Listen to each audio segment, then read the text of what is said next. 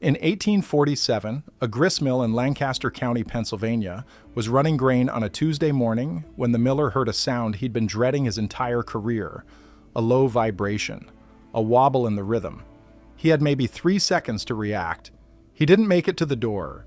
The 4-foot millstone, spinning at nearly 125 revolutions per minute, fractured along an invisible fault line that had been hiding in that stone for a decade. 2,000 pounds of French burrstone became shrapnel. Fragments punched through the wooden floor like cannonballs, shattered the grain hopper, and killed the miller where he stood. His apprentice, working one floor below, took a chunk of stone through his shoulder and bled out before anyone could fetch a doctor. The mill owner found pieces of that stone embedded in the walls 40 feet from the grinding floor. This wasn't rare. This wasn't a freak accident. Millstone explosions were an accepted reality of the milling trade for over 200 years, and the men responsible for preventing them, the stone dressers who carved, balanced, and maintained these massive grinding wheels, practiced one of the most dangerous and least remembered crafts in American industrial history. You've eaten bread. You've eaten flour in 1,000 forms your entire life. But you've probably never once thought about the men who carved the stones that made that flour possible. Men who spent their lives inhaling rock dust, working with tools that could shatter and blind them, maintaining the equipment that could kill everyone in the building if they made a single miscalculation. This is the story of those men, the millstone carvers, the stone dressers, the forgotten craftsmen who fed America for 200 years and paid for that privilege with their lungs, their eyes, and sometimes their lives. Let's start with the stone itself. Because before you can understand why this craft was so dangerous, you need to understand what these men were actually working with. A millstone isn't just a big rock with some grooves cut into it. It's a precision instrument, a grinding surface engineered to tolerances that would impress a modern machinist, carved entirely by hand, from stone that was selected with almost religious care. And the best millstones in the world came from a single region in France. The La Ferté-sous-Jouarre quarries, about 50 miles east of Paris, produced what was called French bourre stone. And for 3 centuries, this stone was considered so superior to every alternative that mills across America, England, and most of Europe would pay whatever it cost to import it. French bourre stone is a freshwater quartz. It's cellular, almost porous, with tiny cavities throughout its structure that give it a natural roughness perfect for grinding grain. But here's what made it truly special. That porous structure meant the stone was self-sharpening. As the surface wore down, new cutting edges emerged from the cellular structure beneath. A well-maintained French bourre stone could grind grain for decades without significant loss of efficiency. The quarries at La Ferté-sous-Jouarre had been producing millstones since the Roman era. A generation after generation of quarrymen worked those deposits, learning to read the stone, to identify the best veins, to extract the material without introducing fractures. The knowledge passed from father to son for over 1,000 years. The extraction process itself was dangerous. Quarrymen would identify a promising vein of burrstone, then cut around it with hand tools, working slowly to avoid shocking the material. They'd drive wooden wedges into the cuts, and then soak the wedges with water. As the wood swelled, it would crack the stone away from the bedrock. This could take days for a single block. The quarries went deep underground, following the best veins wherever they led. Men worked by candlelight in tunnels barely tall enough to crouch in. Cave-ins were common. So was the dust. The quarrymen of La Ferté-sous-Jouarre died young, their lungs destroyed by the same silica that would later kill the stone dressers who worked their stone. By the 18th century, the quarries had developed a reputation. Mills in Boston, Philadelphia, and Charleston would specify French burrstone by name in their orders. Ship captains built their cargo holds specifically to transport the massive stone blocks. The town of La Ferté-sous-Jouarre became wealthy on the millstone trade, its economy entirely dependent on the quality of the rock beneath its streets. But that same porous structure that made bourre stone so effective also made it treacherous to work with. Those cellular cavities could hide cracks, faults that were invisible on the surface but ran deep into the stone's interior. A stone dresser selecting a piece of beer stone wasn't just looking at the surface, he was listening to it, tapping it with a hammer and reading the resonance like a musician tuning an instrument. A solid stone rings clear, a high, sustained note that hangs in the air. A flawed stone gives a dull thud, or worse, a subtle buzz that indicates internal fracturing. Miss that sound, select a flawed stone, and you've just put a time bomb in someone's mill. The quarrymen in France would extract the beer stone in irregular chunks, rarely large enough to carve a complete millstone from a single piece. So the stones were assembled. Multiple pieces of beer stone would be fitted together like a puzzle, bound with iron hoops, and the gaps filled with plaster of Paris. A typical millstone might contain anywhere from 6 to 15 separate pieces of Boer stone, all fitted so precisely that the assembled stone could spin at high speed without vibrating apart. Picture that process. You have a dozen irregular chunks of quartz, each weighing hundreds of pounds. You need to fit them together into a perfect disc, with no gaps, no voids, no weak points, and you're doing this without power tools, without precision measuring instruments, with nothing but your hands, your eyes, your experience, and a hammer. This assembly process was its own specialized craft. The pieces had to be fitted with their hardest surfaces facing outward, toward the grinding area. The softer interior surfaces faced inward, toward the eye of the stone where the grain entered. Get this wrong, and your stone would wear unevenly, grind inefficiently, and potentially shake itself apart.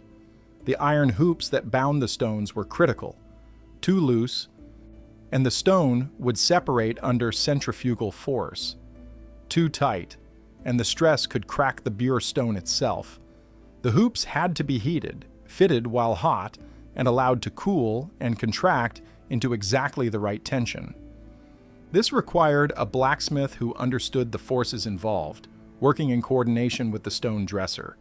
Now imagine you're a stone dresser in 1820. A shipment of French Boer stone has just arrived at a mill in Virginia after a 3-month ocean voyage and another month of overland transport. The mill owner has paid more for this stone than most laborers will earn in a year. And your job is to turn these irregular chunks of quartz into a precision grinding instrument that will run safely for the next 20 years. You start with selection. Every piece of stone gets examined, tapped, studied. You're looking for the right density, the right cellular structure, the right resonance. You're also looking for hidden flaws, hairline cracks that could propagate under the stress of rotation, soft spots that would wear faster than surrounding areas, inclusions of foreign material that could throw off the balance. One bad piece in your assembly, and you've compromised the entire stone. The selection process could take days. You'd tap every surface of every piece. Listen. Tap again from a different angle. Listen again. Unmark any suspicious areas with chalk. Reject any piece that gave you doubt. A cautious stone dresser might reject half the material in a shipment. A careless one might accept everything and build a stone that would kill someone 5 years later. Once you've selected your pieces, the real work begins. Each chunk of Boer stone needs to be shaped to fit precisely against its neighbors. This is done entirely by hand, hammer and chisel, hour after hour of careful striking, removing material in thin flakes, checking the fit, removing more material, checking again. The technique was specific and demanding. You held the chisel at exactly the right angle. You struck with exactly the right force. Too hard, and you'd fracture the stone. Too soft, and you'd never make progress. The impact had to be clean, precise, controlled, and the dust from this work was silica. Pure quartz dust. Every breath you take while shaping beer stone is filling your lungs with particles that will never leave. Stone dressers called it grinder's rot, or stone cutter's consumption. We call it silicosis.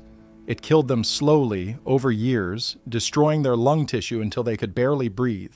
There was no protection, no masks, no ventilation, just a man, a hammer, a chisel, and the rock dust that would eventually kill him, if the explosions didn't get him first. But let's say you've assembled your stone, fitted the pieces, bound them with iron hoops, filled the gaps. You now have what's called a blank. a disc of stone roughly 4 feet in diameter and maybe 10 to 12 inches thick. Weight, somewhere around 2,000 pounds. This blank is useless for grinding. It's just a flat disc. To turn it into a working millstone, you need to dress it. And this is where the real artistry begins. The grinding surface of a millstone isn't flat.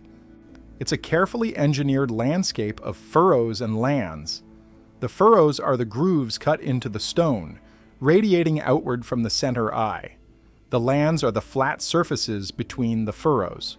Grain is fed through the eye at the center, travels outward through the furrows, and gets ground between the lands of the two stones. But here's what the history books leave out. The furrows aren't just channels for the grain to travel through. They're also ventilation. Grain generates heat when it's ground. Too much heat and you damage the flour. The proteins denature. The starches break down. The flour comes out discolored and foul-smelling. The furrows allow air to flow between the stones, carrying away heat and preventing the flour from scorching. The pattern of these furrows is called the dress pattern, and it varied depending on what you were grinding. Wheat required a different pattern than corn. Rye was different from barley. A skilled stone dresser could look at a dress pattern and tell you exactly what grain that stone was designed to process. The wheat patterns were the most complex. Wheat kernels have a hard outer layer, called the bran, and a soft inner portion called the endosperm. The goal is to crack the bran away while grinding the endosperm into fine flour. This requires a dress pattern that shears rather than crushes. Sharp angles, precise spacing, furrows that catch the kernel and slice it rather than simply pressing it flat. Corn patterns were different. Corn kernels are softer, oilier. They need to be ground rather than sheared. The furrows are wider, the angles less acute. A stone dressed for wheat would make terrible cornmeal, and vice versa. Cutting these furrows was brutal, precise work. You're sitting on top of a 2,000-pound stone with a mill bill in your hand. A mill bill is a double-headed pick, specially hardened, with a narrow blade on each end. You're striking the stone thousands of times per hour, cutting grooves maybe a 1/4 inch deep and 3/8 of an inch wide. The angle matters. The depth matters. The spacing matters. Every furrow has to be cut at a precise angle that will direct grain outward while maximizing grinding efficiency. Cut too shallow and the stone won't grind properly. Cut too deep and you've weakened the structural integrity of the stone. And you're doing this while sitting on bare rock, inhaling dust, feeling the vibration of every strike travel up through your arms and into your shoulders. A single millstone might require 20,000 hammer strikes to dress properly. 20,000 times you raise that mill bill and bring it down. 20,000 impacts traveling up your arm bones, into your shoulders, down your spine. Day after day, week after week, stone dressers developed a distinctive posture. They sat cross-legged on the stone, hunched forward, their bodies adapting to the position they'd hold for thousands of hours over their careers. Many developed chronic back problems, spinal deformities, joint damage in their hands and wrists from the constant impact of hammer on chisel, chisel on stone. The hands of an experienced stone dresser told his story. Calluses thick as leather, fingers permanently curved, knuckles swollen and arthritic. These weren't glamorous injuries. Nobody wrote songs about stone dressers the way they did about cowboys or sailors, but the toll was just as real. Now let's talk about balance, because this is where millstones killed people. A millstone spinning at 125 revolutions per minute is storing enormous amounts of kinetic energy. The physics are unforgiving. Any imbalance in the stone, any variation in density, any unevenness in the dress pattern creates vibration. And vibration at those speeds is catastrophic. Think about what happens when your car tires are unbalanced. You feel a shimmy in the steering wheel. Maybe the whole car shakes at highway speed. Now multiply that by a factor of several thousand. That's what happens when a 2,000-pound millstone is out of balance. A perfectly balanced millstone runs smooth and quiet. You can stand next to it and barely know it's moving. Just a low hum, the sound of grain being sheared, the whisper of flour falling into the hopper below. An unbalanced stone shakes. It wobbles. It transmits that vibration through the entire mill structure, loosening joints, cracking timbers, and stressing the stone itself. Here's what happens when an unbalanced stone runs long enough. The vibration creates microfractures in the stone. Those fractures propagate, they spread through the stone's structure like cracks spreading through ice, and eventually, without warning, the stone fails. When a millstone fails, it doesn't just break, it explodes. 2,000 pounds of rock spinning at high speed, suddenly releasing all that stored kinetic energy in every direction at once. Fragments travel at velocities that can punch through wooden walls, through human bodies, through anything in their path. In 1831, a mill in Ohio experienced a catastrophic stone failure that killed 3 men. The upper stone, called the runner stone, had developed a hidden crack over several years of operation. When it finally gave way, fragments were later found over 100 yards from the mill. One piece went through the roof. Another went through the floor and into the mill race below. The 3 men who died were the miller, his son, and a customer who had been waiting for his grain to be ground. None of them ever knew what happened. The failure was instantaneous. One moment the mill was running normally, the next moment it was a scene of destruction. This wasn't an isolated case. In 1856, a millstone explosion in Maryland killed 2 workers and injured 4 others. The stone had been dressed just 6 months earlier by a journeyman stone dresser who had been working beyond his skill level. He'd missed a crack that ran diagonally through one of the bore stone sections. The crack had propagated slowly, invisibly, until the stone couldn't hold itself together anymore. The journeyman was never charged with a crime. There was no mechanism for that, no licensing board, even no professional standards, no way to determine whether his work had been negligent or whether the flaw was truly undetectable. He simply never worked as a stone dresser again. Moved west, they said. Changed his name, some claimed. The guilt of those deaths followed him wherever he went. In New England, a mill owner documented 17 separate stone failures between 1820 and 1860. Most were minor. The stone would crack but hold together long enough to be shut down safely. But 3 were catastrophic. 3 times the stone exploded with enough force to destroy equipment and injure workers. One of those failures killed a 12-year-old boy who had been sweeping the grinding floor. The boy's name was Thomas Whitfield. He was the son of a local farmer, earning a few cents a day doing odd jobs at the mill. He had no business being near the grinding stones, but mills in that era didn't have safety protocols. Children worked alongside adults, and everyone accepted the risks because they had no other choice. Stone dressers were supposed to prevent this. Their job was to identify flawed stones before they were installed, to maintain proper balance through regular dressing, to catch problems before they became catastrophic. But here's the cruel truth. Sometimes you couldn't catch the problems. Sometimes the flaw was hidden so deep in the stone that no amount of tapping and listening would reveal it. Sometimes a stone that had run perfectly for years would suddenly develop a fault. Temperature changes, humidity, stress accumulation. A stone that was safe yesterday might not be safe today. Thermal stress was particularly insidious. In winter, a millstone might cool down overnight to well below freezing. In the morning, the miller would start the mill, and the friction of grinding would heat the stone rapidly. That temperature differential could crack a stone that had been perfectly sound. Moisture was another enemy. Water could seep into the porous structure of the Beer stone, freeze in winter, and expand. Each freeze-thaw cycle widened any existing cracks and created new ones. A stone that had been dressed perfectly in autumn might be compromised by spring, and the stone dresser often worked alone, in a mill, surrounded by spinning machinery. If something went wrong, there might not be anyone nearby to help. The apprenticeship for stone dressing lasted years. Like 5 to 7 years was typical. You started by learning to identify stone, spending months in the quarry if you were lucky enough to train with a master who had access to raw materials, learning the sound of good stone versus flawed stone, learning to read the cellular structure, to spot the subtle discolorations that might indicate hidden faults. The first year was mostly observation. You watched your master work. You carried his tools. You swept the dust. You asked questions and usually got grunts in response. Masters weren't teachers in any formal sense. They expected you to learn by watching, by absorbing, by making mistakes, and getting yelled at for them. The second year, you might be allowed to tap stones during selection. Your master would stand behind you, listening to the same resonance you were listening to.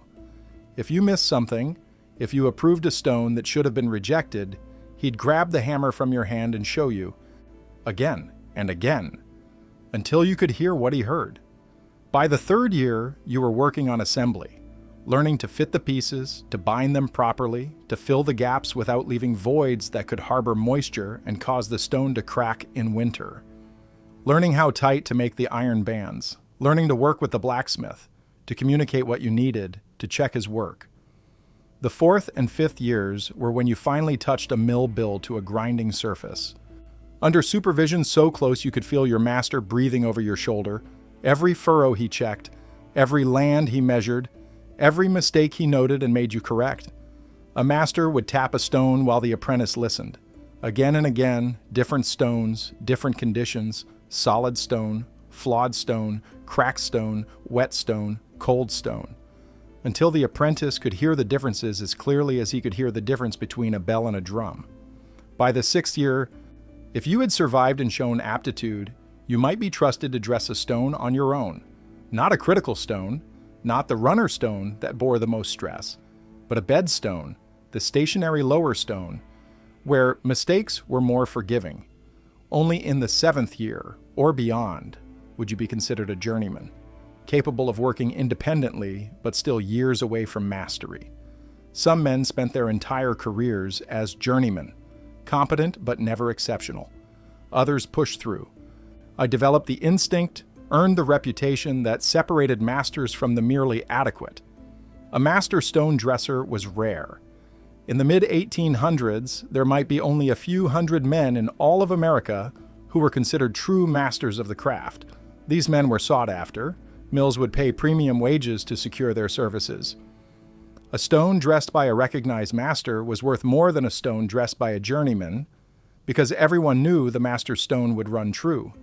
But becoming a master took decades. Decades of breathing rock dust, decades of impact stress on your joints, decades of working in mills where one mistake, one flawed stone, could end your life in an instant. The tools of the trade were specialized. You couldn't walk into a general store and buy a mill bill. These tools were forged specifically for stone dressing, hardened to withstand constant impact against quartz, shaped to cut the precise angles required for different dress patterns. The mill bill itself came in dozens of variations. Different blade widths for different furrow sizes, different weights for different stones, different angles for different grains. A stone dresser might own 20 or 30 mill bills, each one suited to a specific task. He knew them by feel. Could pick the right one in the dark based on the weight and balance in his hand. The nomenclature for these tools was precise. A face bill was used for the initial rough dressing of a new stone. A crack bill had a narrower blade for cutting furrows. A pick bill was used for fine detail work along the edges of the lands. Each had its purpose, its proper technique, its specific application. The handles were as important as the heads. They had to be made from shock-absorbing wood, typically ash or hickory. The handle absorbed some of the impact force, protecting the stone dresser's hands and wrists. A poor handle, one that transmitted too much vibration, would accelerate the joint damage that plagued the trade. Some stone dressers made their own handles, shaping them to fit their grip exactly. The handle length affected the striking force. The shape affected the angle of attack. A handle that worked perfectly for one stone dresser might be useless for another. This was a deeply personal relationship between craftsman and tool. The bills required constant maintenance. The blades dulled quickly against the hard burr stone.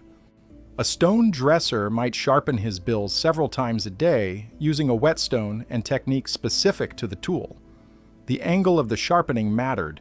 Too acute and the edge would chip, too blunt and it wouldn't cut properly. There were also specialized tools for specific tasks. The thrift was used to deepen existing furrows without widening them. The buster was a heavy tool used to break off large pieces of damaged stone. So the tracer was a fine tool used to lay out the pattern of furrows before cutting them. Then there was the staff, a long straight edge used to check the flatness of the grinding surface. A stone dresser would lay the staff across the stone and look for light underneath. Any gap meant the surface was uneven. Any unevenness meant the stone wouldn't grind properly. The proof staff was similar but longer, used to check the levelness of the entire stone. You'd lay it across the full diameter and check for wobble. Even a slight tilt could cause balance problems when the stone was spinning. And then there was the balance test itself. The dress stone would be mounted on a temporary axle and set spinning.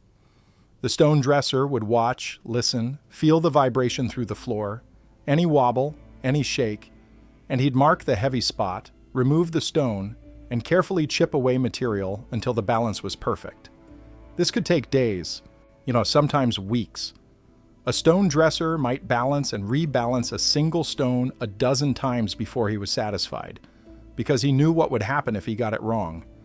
The process was maddening in its precision. You'd chip away a few ounces from what you thought was the heavy spot, remount the stone, spin it, feel a wobble, mark the new heavy spot, realize you'd overcompensated.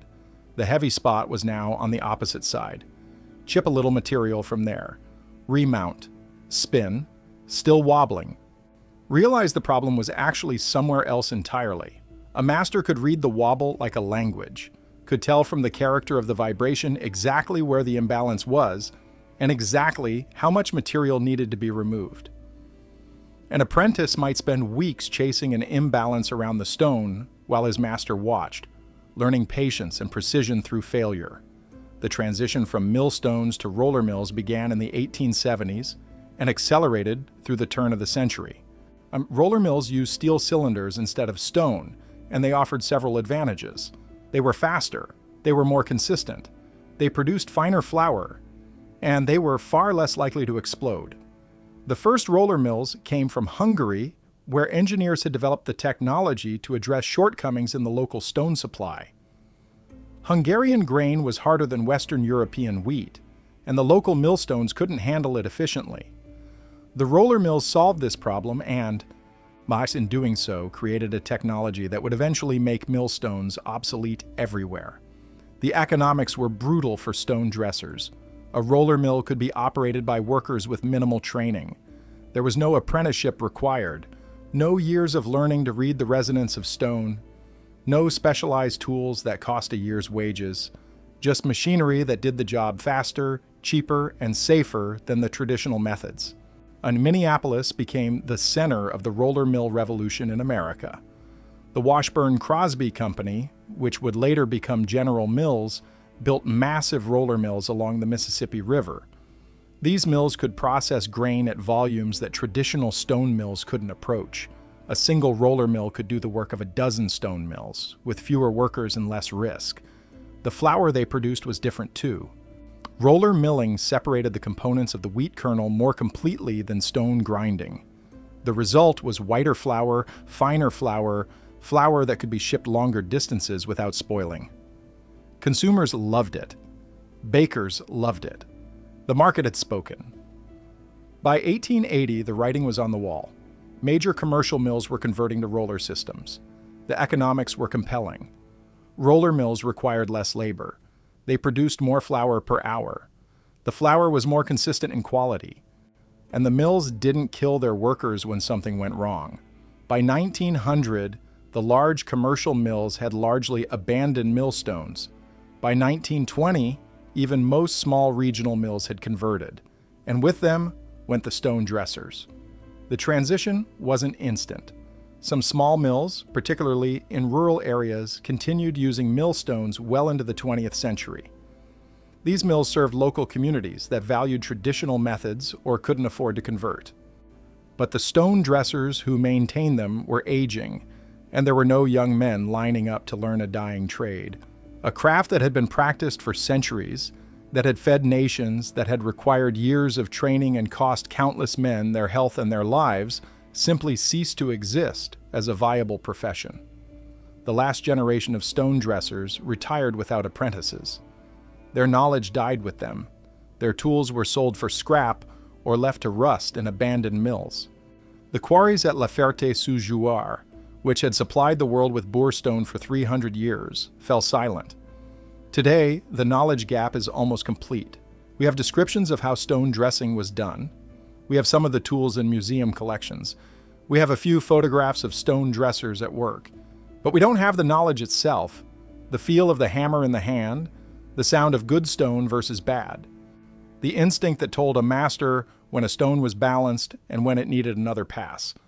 Some museums have tried to reconstruct the craft. The Smithsonian has a collection of mill bills and staffs, carefully preserved but rarely understood. Interpreters can explain what the tools were for, but they can't demonstrate how to use them. The muscle memory is gone. The ear for resonance is gone. The eye for balance is gone. In England, the situation is slightly better. A few traditional mills have maintained continuous operation since the 19th century. The men who run them learned from men who learned from men who were trained in the old ways. The chain of transmission, though thin, never completely broke. One such mill in Suffolk has been grinding grain since 1750. The current miller, the fourth generation of his family to run the mill, still dresses his stones, using tools his great-grandfather owned. He learned from his father, who learned from his father. The techniques are the same ones used 200 years ago, but he's the last. His sons work in London. His granddaughter is studying medicine. When he dies, the mill will probably become a museum. The stones will keep turning for tourists, but no one will know how to maintain them properly. Eventually, they'll wear out and stop. Today, if you want to see a working millstone, you have to visit a historical site. There are perhaps a handful of mills in America still grinding grain the traditional way, maintained by preservationists who've taught themselves the craft from books and whatever fragments of knowledge they could piece together from old records. These modern practitioners will tell you that stone dressing is harder than it looks, that the old masters knew things that couldn't be learned from books, that there are subtleties to the craft, tricks of hand and eye, and that were passed from master to apprentice, and died when that chain of transmission was broken. One preservation miller in Virginia spent 3 years trying to properly dress a set of burr stones that had been in storage since the 1930s. He had books, he had diagrams, he even had a journal written by a 19th century stone dresser. But the stones wouldn't run right. The balance was always slightly off. The flour came out too coarse, then too fine, never quite right. Finally, he found an elderly man in Kentucky who had watched his grandfather dress stones as a boy in the 1920s. The man couldn't dress stones himself, but he remembered watching. He remembered the sound his grandfather listened for, the way he held the bill, the rhythm of his work. From those fragments, those childhood memories of a man watching his grandfather, the preservation miller finally learned enough to get his stones running properly. That's how close we came to losing the knowledge entirely. It was saved by the memory of a boy watching an old man work, over 60 years after the craft had effectively died. The last true stone dresser in America probably died sometime in the 1950s or 1960s. An old man who'd learned the craft as a boy, who'd spent his life breathing rock dust and balancing stones, who took his knowledge to the grave because there was no one left who wanted to learn it. We don't know his name. We don't know where he worked. His craft was invisible even when it was vital. A stone dresser's work was only noticed when it failed. When a stone ran true, when the flour came out fine and cool, when the mill operated year after year without incident, no one thought about the man who made that possible. But when a stone exploded, when a miller died, when a mill burned from the friction of an unbalanced stone, everyone wanted to know who had dressed that stone. Who had missed the flaw? Who was responsible? The stone dresser carried that weight, the invisible responsibility for lives that depended on his skill. Every stone he dressed was a promise that he'd done his job right, that he hadn't cut corners, that he'd caught every flaw and corrected every imbalance. Most of them kept that promise. Most of them spent their lives in obscurity, doing their job, taking their silicosis, and dying without recognition. The Industrial Revolution created winners and losers. The stone dressers were losers, but not in the way you might think. They weren't defeated by machines. They were made unnecessary by them. Their skills, purchased at such cost, simply stopped being needed. This is the quietest kind of obsolescence. Not a dramatic displacement, but a gradual irrelevance. Each year, a few more mills converted to rollers. Each year, a few more stone dressers retired or died, until one day there were none left. We celebrate the progress. We should. Modern milling is safer, more efficient, more capable of feeding billions of people who would have starved under traditional methods. The roller mills that replace the millstones are an unambiguous improvement by almost every metric that matters. But something was lost. Not just the craft itself, but the type of person who practiced it. Men who could hold a complex skill in their hands and their ears and their judgment. Men who accepted danger as the price of competence.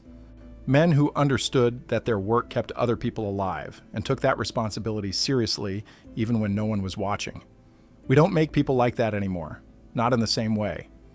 Modern manufacturing is designed to eliminate the need for individual skill. The machine does the work. The operator watches the machine. If something goes wrong, there's a manual. There's a supervisor. There's a safety system. The stone dresser had none of that. He had his hammer, his stone, his ears, and his years of training. When he walked into a mill, the lives of the people working there depended on whether he had done his job right. That weight settled into his bones and never left. The bread you eat today was made with flour ground by steel rollers, clean, efficient, safe. No one risked their life to mill your wheat anymore. But for 200 years, men did. Men who sat cross-legged on massive stones, breathing poison, striking rock with hardened steel, listening for flaws that could kill them and everyone around them. They had names, they had families, they had skills that took decades to master and died with them when they died. The millstones still exist in museums, in historical societies, in the foundations of old mills that were converted to other uses. You can see the furrows they cut, the patterns they carved, the dress marks that tell you exactly how they held their bills and struck their stones. But you can't hear the resonance test anymore. You can't watch a master tap a stone and know from the sound whether it would run true or shatter under speed. That knowledge is gone. We traded their craft for progress, for efficiency, for flour that costs less and kills no one in the making. It was probably the right trade. But we should remember what we traded away. The skill, the danger, the men who made it possible for everyone else to eat. The next time you eat bread, take a moment. Somewhere in the history of flour, there's a stone dresser who spent his life making sure the stones ran true, who breathed rock dust so you could have breakfast, who risked explosion every time he walked into a mill. He didn't ask to be remembered, he just did his job.